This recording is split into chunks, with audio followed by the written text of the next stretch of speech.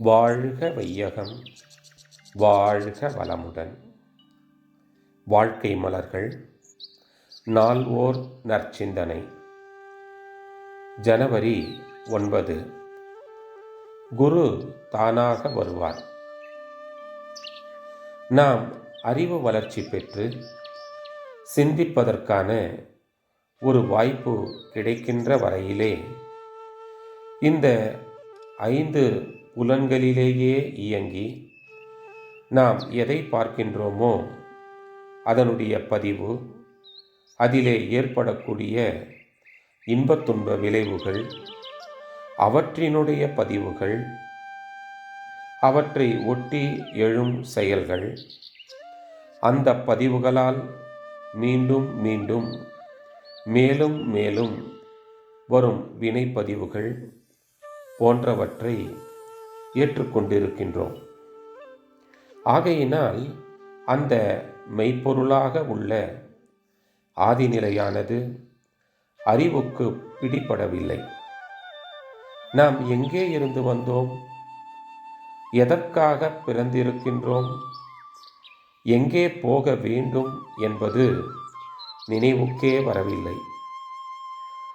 சூதாட்டத்தில் இறங்கிவிட்ட ஒருவனுக்கு அந்த மயக்கத்திலே செயல்பட்டு கொண்டு இருக்கக்கூடிய ஒருவனுக்கு எப்படி குடும்பத்தை பற்றியோ லாப நஷ்டத்தை பற்றியோ எண்ணம் வராதோ, அதுபோல இந்த இன்பத் துன்பம் என்ற ஒரு சூதாட்டத்திலே நம்மை பற்றிய நினைப்பே எழுவதில்லை.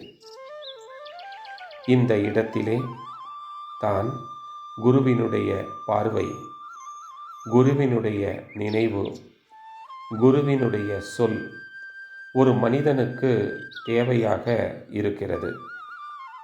இங்கே ஒரு கேள்வி. குரு என்றால் யார்? கேள்விக்குறி. குரு என்றால் அவர் தன்னை அறிந்தவர்.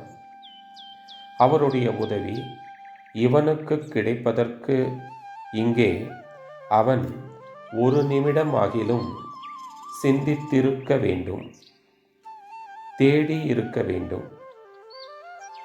நான் பிறந்து வந்துள்ளேனே, என்னை பற்றி எதுவுமே தெரியவில்லையே, தெரிந்து கொள்ள வேண்டும் என்று இவனாக நினைத்திருந்தாலும் சரி, அல்லது இவனுடைய பெற்றோர்கள் நினைத்திருந்தாலும் சரி, அந்த எண்ணம் நிறைவேறாமல் தொடர்ந்து வந்திருந்தாலும் சரி, அது கட்டாயம் அதற்குரிய ஒரு குருவை தேடி கொடுத்துவிடும்.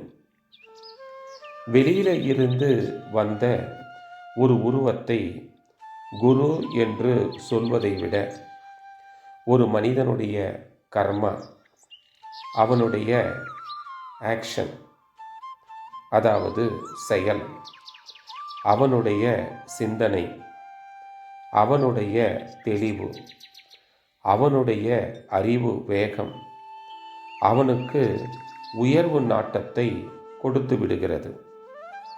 அதுவே குருவையும் கொண்டு வந்து கொடுத்துவிடும் காலத்தாலே அந்த குருவினுடைய பார்வை, சொல் இவைகளெல்லாம் சாதகனுடைய உள்ளுணர்வை தூண்டி விடுகின்றன. அருட்தந்தை வாழ்க வளமுடன். தொடரும்.